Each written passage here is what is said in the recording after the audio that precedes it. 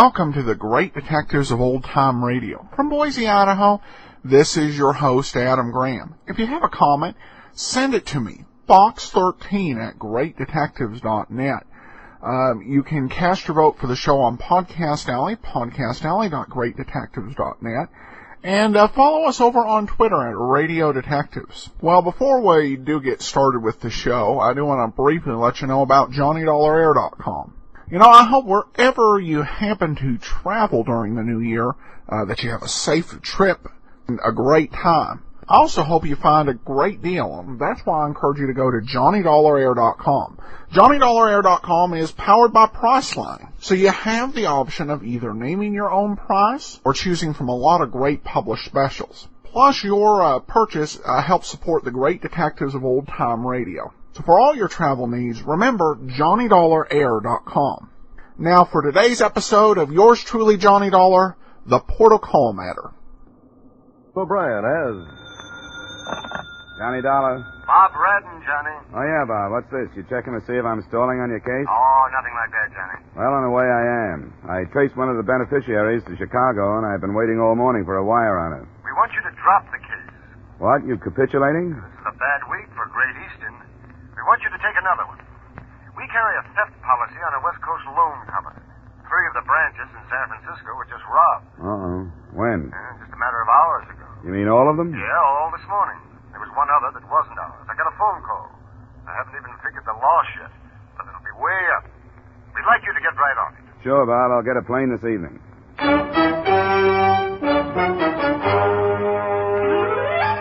Edmund O'Brien in another adventure of the man with the action-packed expense account, America's fabulous freelance insurance investigator. Yours truly, Johnny Dollar.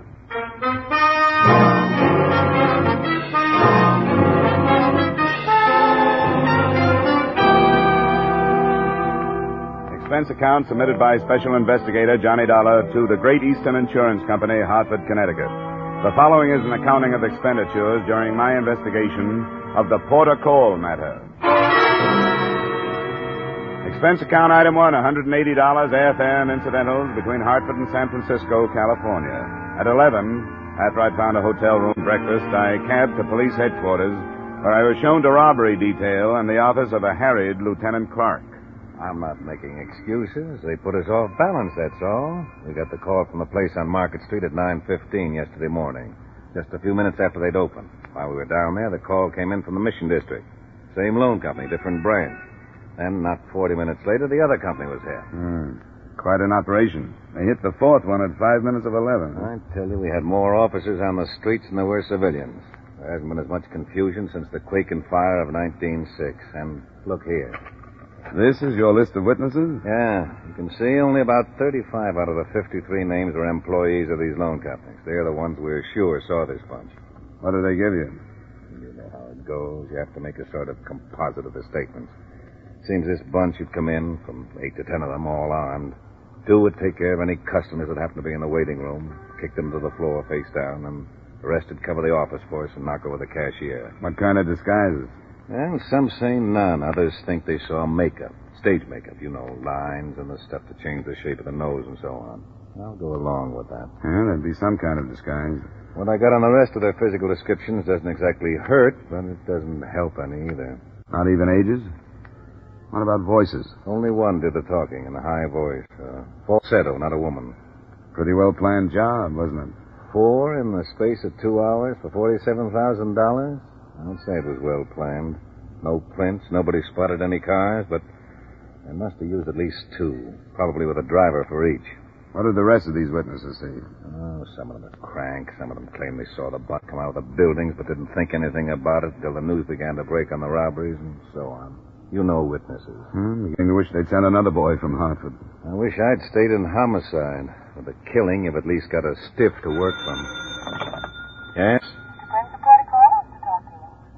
No, I don't want to talk to him. Tell him I'm grilling a hot suspect in Daly City. What a comedian. Who's that? The manager of that outfit you're interested in. Wants to know if I'm doing anything. The Port of Call Loan Company. That's a great name. Do you know what their motto is? Yeah, I saw it. When financial seas are troubled, make us your port of call. Now tell me, what self-respecting grifter could pass up an invitation like that?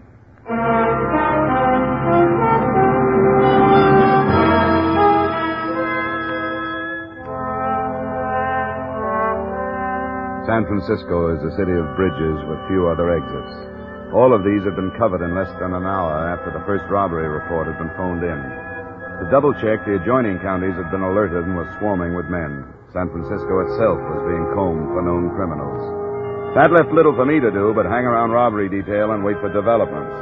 Lieutenant Clark had been on the phone for half the afternoon, and I was in his office at 5 when it rang again. Yes? Well, how are you, Bruce? Well, I could use something. What is it? How would that fit? Oh. Good, I do. Well, thanks a lot, Bruce. Well, it'll be a change of scenery anyway. Something up? That was missing persons. A woman reported her husband missing since sometime yesterday. It's a cab driver. That's a possibility, isn't it? I never gave it a thought. Why is it you always connect private cars to jobs like this? Well, it's natural to pass up cabs. There's usually a close check kept on them. Well, we'll see. She's on her way down. I'd like to have you see her, too. Yeah, sure.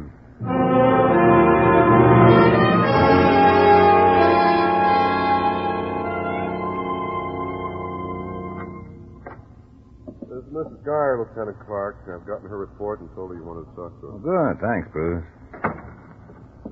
What do you want to talk to me for? You hasn't done nothing wrong, has he? Not that we know of, Mrs. Geyer. You wouldn't do nothing wrong. You never has. Who are you? I'm not a policeman, if that's what you mean, Mrs. Geyer. What are you doing here? I don't understand this. Well, I'm interested in another case that Lieutenant Clark is working on. Do you think something happened to your husband? That he had an accident in his cab? Or something like that? He didn't have an accident. His company would have known. The company's that. Peerless. It's a new one. Didn't they know he was missing? How would they know? Didn't he check his cab in with the company? No, it don't work that way. He owes his old cab. Just an agreement about money and gas and the license, and then I don't understand it because Joe never talks about business. Why are you asking me these questions? Don't you read the papers, Mrs. Geyer? No, I don't have time with 3 kids in a room to take care of. What if I did read them?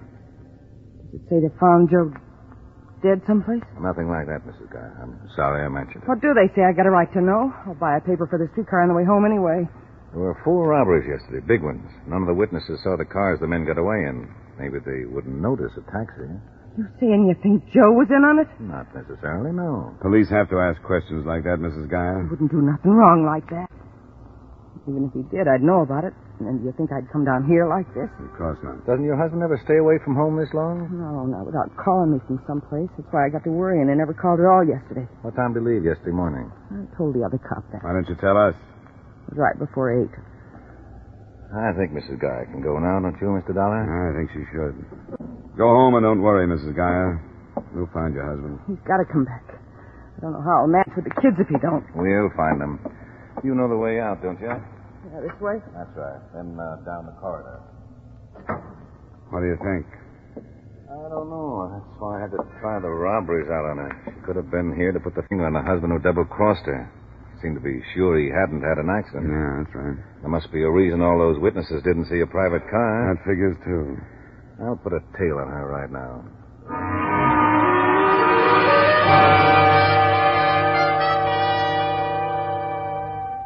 A phone call to the Fearless Cab Company got the number and description of Joe Geyer's cab, and a police tracer was put out on that.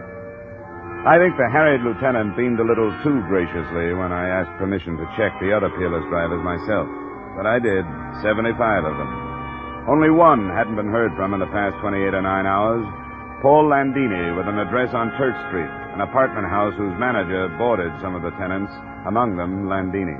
Who knows about Paul ever? He wasn't here for the meal last night, but what is that? Did he live alone here? Yes.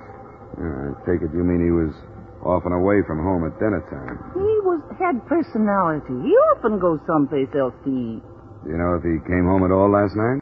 My tenants live their own lives. I don't run a girls' school here. Did you show me his apartment? Why should I? I told you it might be very important. You didn't tell me what you mean. He might even be dead. Oh, not Paul. Why do you want to look in his apartment? I don't expect to find him there, but there's a chance of finding something else. What? I don't know. I told you this was police business. You want to cooperate or don't you? Oh, sure I do. I'll take you up.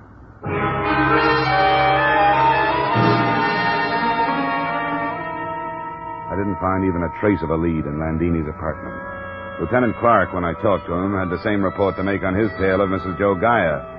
By then, it was time to have a late dinner and go to bed, which is what I did.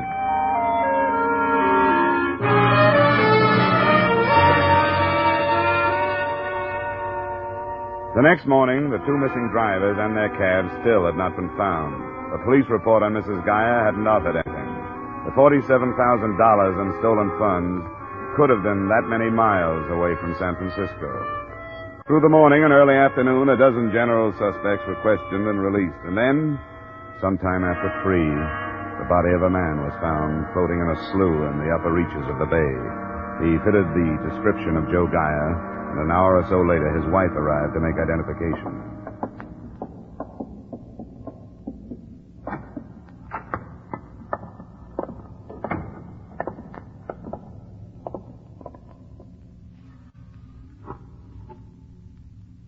Mrs. Geyer, could you swear that this body is that of your husband, Joseph Geyer? No. No, it's not Joe. Mrs. Geyer, he fits your description of your husband. Okay, it's not Joe. You sure you aren't holding anything back from us? Yeah, I'm sure it's not Joe. I'd know my own husband, wouldn't I? Yes, you would, Mrs. Geyer. My husband was dead and this was him. I'd tell you, wouldn't I? I hope so. I think you would. Why wouldn't I? It's not Joe. I don't know who it is. I never saw him in my whole life, and I can prove it. I swear I never saw this man in my whole life.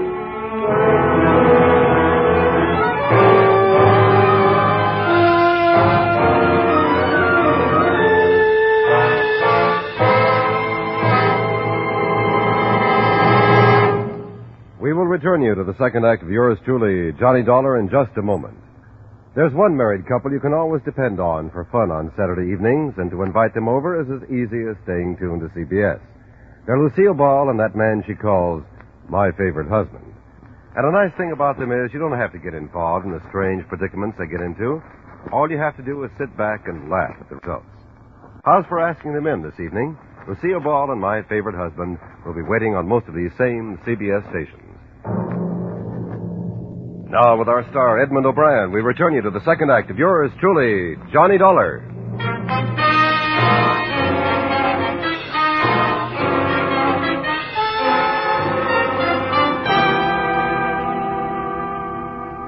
Mrs. Geyer was released not because we believed in her lack of identification, but because we thought there were better ways to approach her than hard police questioning. I arrived at her small frame house not long after she had.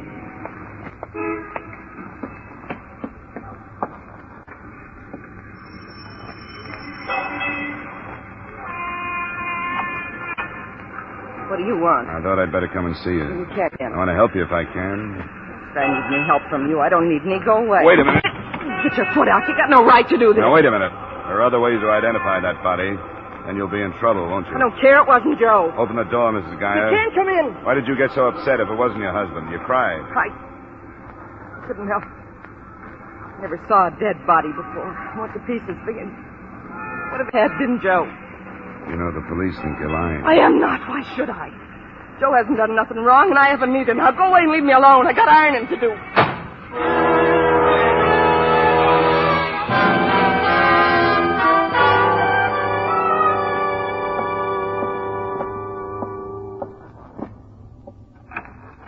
When you've been in that business as long as I have, you learn to study people. Now, that's fine.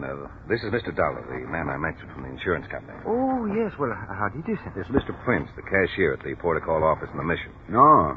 Oh, it's nice to know you, Mr. Prince. Thank you. He looked at that body, and he seems to be fairly sure that it's the one who did the talking during the robbery at his place. I'm sure, sir. Oh, I hope you're right. Oh, of course. He did look different with that makeup, his nose and his cheekbones. But you're still sure. Yes, I am. I've been with the Port of Call for almost 10 years. And as I was telling Lieutenant Clark, when you've been in the loan business as long as that, you learn to study people. I suppose you would. You meet so many, and while they're talking about the loan they want, you sort of unconsciously study them to try and find out how much truth they're telling. I remember that man, no makeup or no. Yes. What in particular do you remember? Oh, a lot of things. He walked right up to me, you know. I remember his eyes and his ears, and I remember his hands. They were miniature.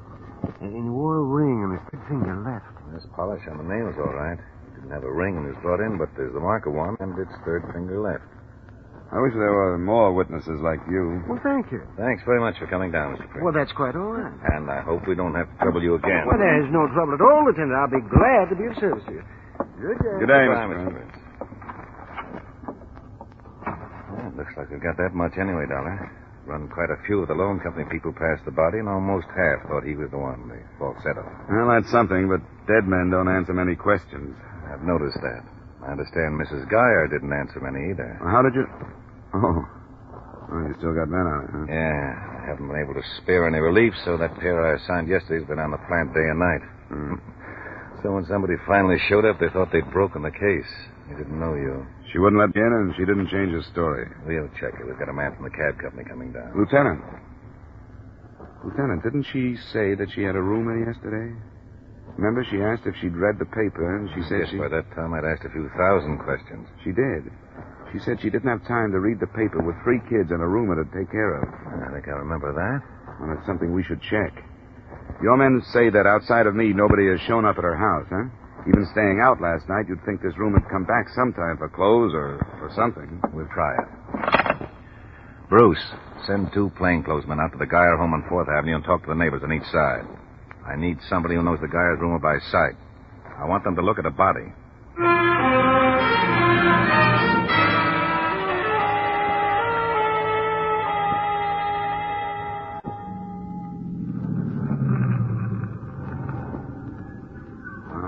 I guess she's home. Which one is it? One with the porch light. Sure turning into a nice night. Yeah. 10 o'clock? Huh? Oh, Richard. What are you doing out here, sir? I'm going to talk to the woman. About for me relief? I'll have a relief out here in an hour. 9 o'clock. That's a promise. I'm sorry about the rain.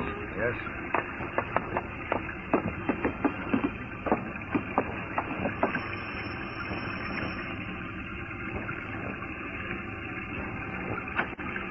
I'm afraid you'll have to let us in this time, Mrs. Geyer. What are you talking about? This is a warrant. We're here legally. I want you to tell me the truth. When did you last see the man who rooms here? I don't know. I don't remember. That isn't the truth. You saw him this afternoon. You saw him at the morgue and you didn't tell us who he was. Why not? Don't you wake up my kids. Answer my questions, Mrs. Geyer. I was afraid to tell you. Why were you afraid? Because with Joe gone like this, I thought something happened. I know I should have told you, but I couldn't. He's my husband. What were you afraid had happened? Joe and me argued sometimes about Mr. Grace. Grace, what's his first name? I thought you knew about him. The neighbors identified his body, but they couldn't remember his name. His name was Ted Grace. Your husband was jealous of Grace, Mrs. Geyer? We argued sometimes. He was a salesman, and some weeks he'd have a lot of money, and I told Joe he ought to sell his cab and be a salesman, too. He got the wrong idea and thought I was falling for Mr. Grace. I wasn't. And I couldn't ever make him believe me all the way. Why did he let Grace live here if he felt that way? He needed the money. Do you think your husband killed Grace? I don't know. I was afraid to tell you I knew Mr. Grace for fear he did. That's what happened. He didn't kill him out of jealousy. Grace was mixed up in those robberies I told you about. Do you remember? I got the newspapers. That's what we're here to clear up. We want you to tell us everything you know about Grace. I never talked to him much. How do you know he was mixed up in it? You'll have to take our word for that. Come on, you must know something about him. How long has he been living here? About 6 months. You know where he came from? He never said. He must have had some friends. Didn't anybody come to see him? No. You have a telephone. Did anybody ever phone him? Yeah, a man used to call him. The same one all the time? Yes. Must have given you his name sometime. No, he didn't. Did he ever call while Ted Grace was gone? Yeah, once in a while. What then? Didn't Grace leave a number or someplace where he could be reached? Usually a place called the Furlong over on Fulton. Why didn't you tell us that? Why do we have to drag these things out of you? What else are you holding back from us? Nothing. I just can't think. I just can't think of anything, but where's Joe and why don't he come back? Was there anything different the morning he left? No, nothing. Was Grace here at that time? He left too. About the same time? Right after. Joe's mixed up in those robberies. It's my fault because I talk so much about money. Well, he can hate me for that, but what about the kids? He can't leave them for me to take care of alone, can he? We better take a look at Grace's room, don't you think, Lieutenant? Which one is it, Mrs. Geyer? Ted Grace's effects told a lot more about him than his landlady had. A drawer full of racing forms made it appear that the man who phoned had probably been a bookie. Because of Ted Grace's ties and shirts, an array of cheap men's toiletries painted a pretty good picture of the character he'd been. But the contents of the wastepaper basket made him out the mastermind of the whole series of robberies. Shredded paper, We didn't try to assemble all the pieces there, but we fished through enough to learn they'd been applications for loans from the victim companies. Made out while he cased the offices. Look at the blank side. Yeah, floor plans drawn out. Hey, look here, a name, Tony. Positions, movements were marked down, too. Here's another name, Mark. Yeah. Let's not waste any more time here. I'll take them down to headquarters, get somebody to paste them up. I guess we've covered the place all right. Pretty obvious he expected to come back here, though. Yeah. Well, I have a feeling the rest of them might still be in the city. Me, too. I think that might have been the plan. Going now? Yeah, we'll go. Unless you have something more to tell us. I don't know any more to tell you. All this big mess, and I don't understand any of it. I don't know what it's all about. Well, we're sorry it happened. Hope it'll turn out all right for you. Good night, Miss Guy.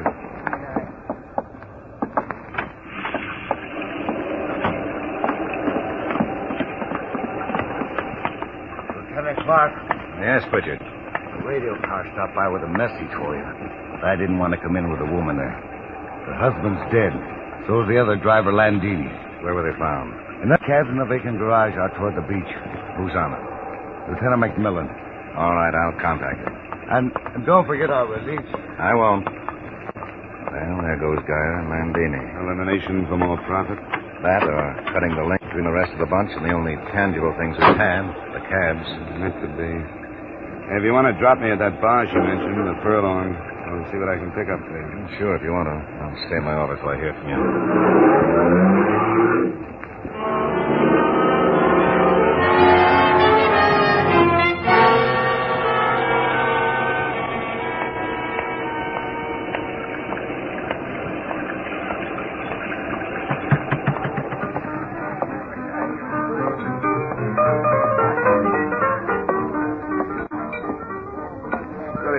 I guess a rye and soda.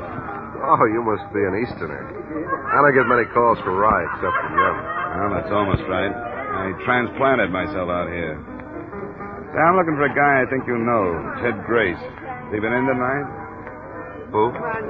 Ted Grace. I understand he's in here quite a bit. Where till I find that rye bottle? This all right? Yeah, it's fine.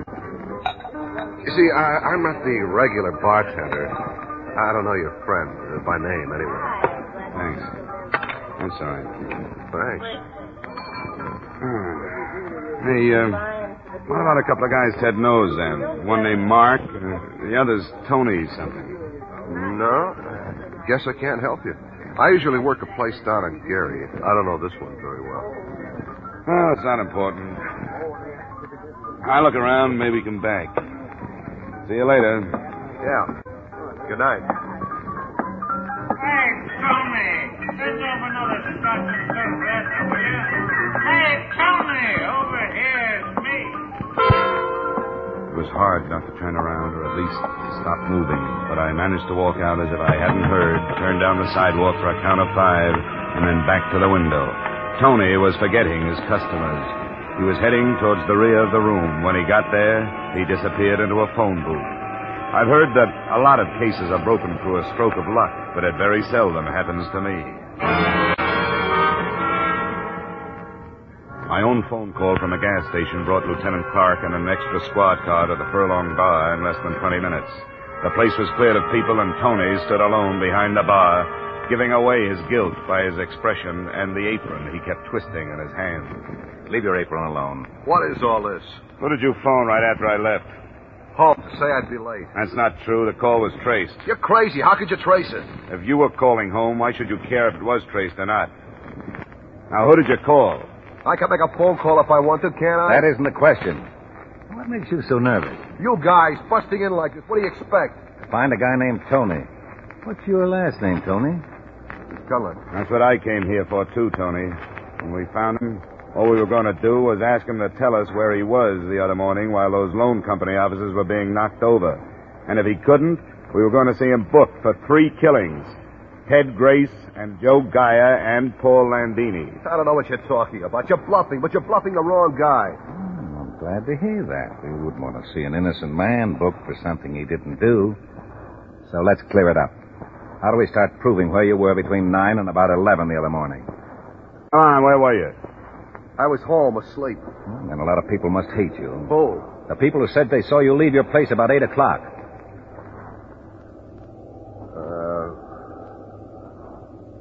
the use?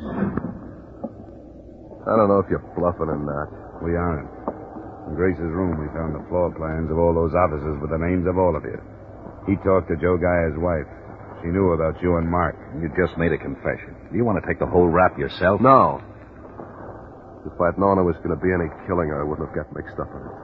When there was, I knew the whole thing would blow up. Who did the killing? There were three of them. Harvey Shute, Vic Lincoln, and Neil White. I'm not sure which one did it. Who are they? I don't know. They got out of prison someplace in the East about 6 months ago. We met them and got running around with them. We'd been playing the horses, not doing so well. And they said if we got a big stake, they knew how to make a killing. That's how they started. Who's we, Tony? My friends, Mark Rose and Leo Barrett. Ted Grace. Is that all? Giving you my friends, that's enough. What about Joe Geyer? No, they just called him to get his cab used instead of cars. He wasn't in it. That was Ted Grace's idea. I guess so. The smart guy. You were all pretty smart. What about Landini? He was called, too. I don't know what happened. They went crazy after we got the money. They were like different people that I didn't know. Could have killed all of us if we crossed them. Were they on narcotics?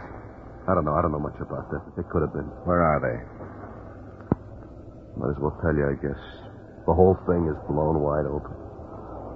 They're staying in the Metropolitan Auto Court out on Bayshore Highway. Which cabin? Second one on the right. Where's the money?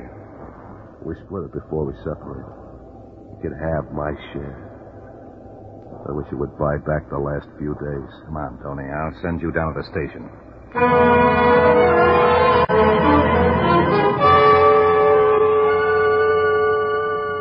Two more squad cars had been added by the time we got started. No trouble was expected or had picking up the other two San Francisco men, Mark Rose and Leo Barrett. But at the Metropolitan Auto Court, where the three ex-convicts were staying, trouble was expected.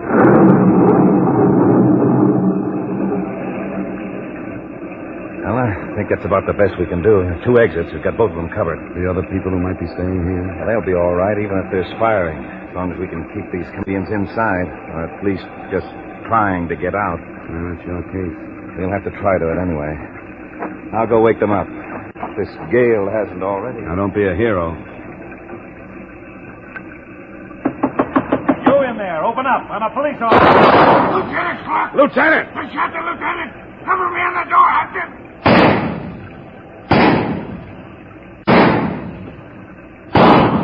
Watch the window! Get down, Sergeant!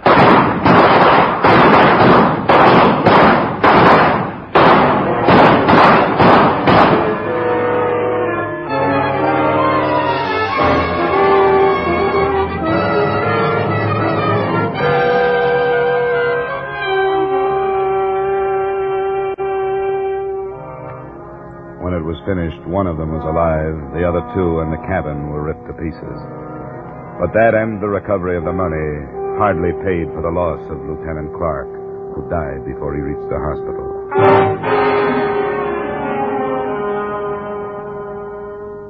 Expense account item 2, $75.30, miscellaneous in San Francisco. Item 3, same as item 1, transportation back to Hartford. Expense account total, $450.60. Remarks? It probably isn't important, but there's an odd commentary to this. The gunfight and Lieutenant Clark's death made only a column on page 2 of the morning paper. The storm he died in grabbed the page 1 headlines. Yours truly, Johnny Dollar.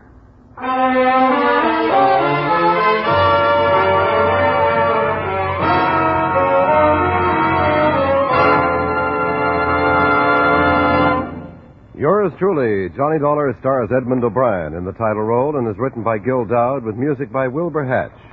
Edmund O'Brien's latest picture is a Paramount Pictures production, Warpath. Featured in tonight's cast were Howard McNear, Ed Begley, Hy Averback, Jim Nusser, Virginia Gregg, and Janet Scott. Yours truly, Johnny Dollar, is produced and directed by Jaime Del Valle.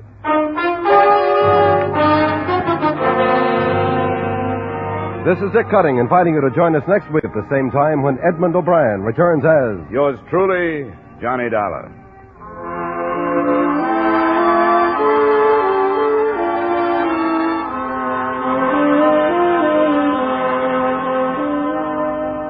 You can sing it again this evening on CBS, and if Dan Seymour calls you, maybe you can sing it out the name of the fabulous Phantom and win $5,000 in cold, hard cash, plus $10,000 more in fine prizes. Worth it? You bet it is. For Sing It Again also brings you a whole hour of grand musical fun as you listen to Alan Dale, Judy Lynn, Bob Howard, the Riddlers, and Ray Bloch's orchestra. Sing It Again comes to you every Saturday evening on most of these same CBS stations. Sing it again this evening, won't you? And now, stay tuned for Vaughn Monroe's Caravan, which follows immediately on most of these same CBS stations.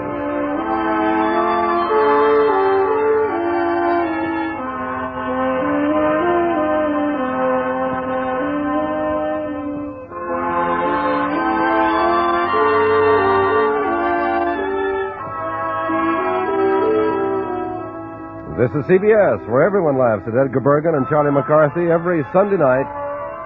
The Columbia Broadcasting System.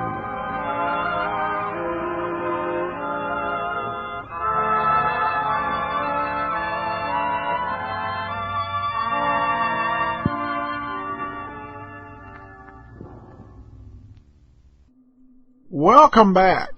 Well, I think Johnny Dollar has an addendum to that famous saying, when in Rome, do as the Romans. When in California, do as Joe Friday. This had very much a sort of dragnet feel about it in a lot of ways. And there are a few episodes like this where Johnny Dollar sticks with the police, and it's less like a hard-boiled private detective adventure and a little bit more like a police procedural. And this, I think, is something that they did try actively at CBS during the latter part of the O'Brien years, as well as the John Lunn years, where they do several of these episodes. In this particular one, I thought they did it fairly well. Of course, we did miss a few episodes in between the Leland Broderick matter and the Porta Call matter. Those were the Montevideo matter, the Rudy Valentine matter, and the Adolf Shulman matter. The Montevideo matter was actually rerun 2 additional times. They used that same script. However, none of the performances of that show are available. We have a comment from Heidi who kind of like me, didn't care as much for the Jackie Cleaver matter that we played 2 weeks ago. I, too, thought this was a rather disappointing episode. Johnny was just apathetic, even in regards to murder. And that's, I think, a pretty keen observation. Because in that particular case, we didn't have a whole lot of reason to be sympathetic or care about what was going on with any of these people. We were basically dealing with 2 gangs of thugs trying to rub each other out. And if our hero isn't concerned with it, well, it's kind of hard for anyone else to get into that. Well, we do have another comment, this one from Jeremy. Adam, I was catching up and listening to some of the December Johnny Dollar episodes, and a name caught my attention. Hy Averback co-starred in several episodes. Being a longtime MASH fan, I recognized it right away. He directed several episodes and was the voice over the PA system. Keep up the good work. Thanks so much, Jeremy. There's a very interesting study in taking a look at some of the classic television actors and personalities and seeing their roles in radio. And you'll find all sorts of connections. Eddie Albert, for example, I found a radio show with him playing a jazz musician seeking revenge. So those connections always fun to find. Got a couple comments from Podcast Alley. Great adventures, my favorite mysteries, love the expense account genre. Never heard it referred to as genre, but thanks. Then Bill says, love the great detectives. My faves are Richard Diamond and yours truly, Johnny Dollar. Also love Philip Marlowe. Some excellent choices there. And then Debbie says, love these old shows. My son and I listen to them all the time. We got a comment from Jocelyn. I just cannot get enough of these shows. Seriously, I'm addicted. Hello, my name is Jocelyn, and I'm a Adam Graham old-time radio show-aholic.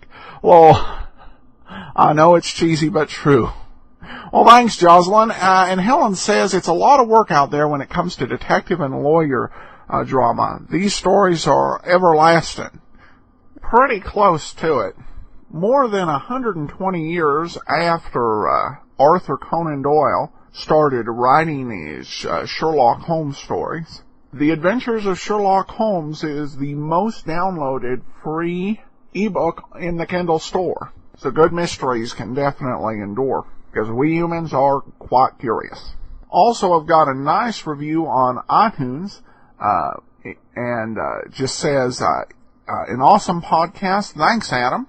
Appreciate all the reviews and just general ratings over on iTunes. Finally, I got this email from Charlene. I love your podcast and look forward to each day's episode. It occurs to me that you might not know about the Internet Movie Database, IMDb.com. It is owned by Amazon, which is interested in selling all manner of things, including DVDs, so it is interested in giving the most information possible.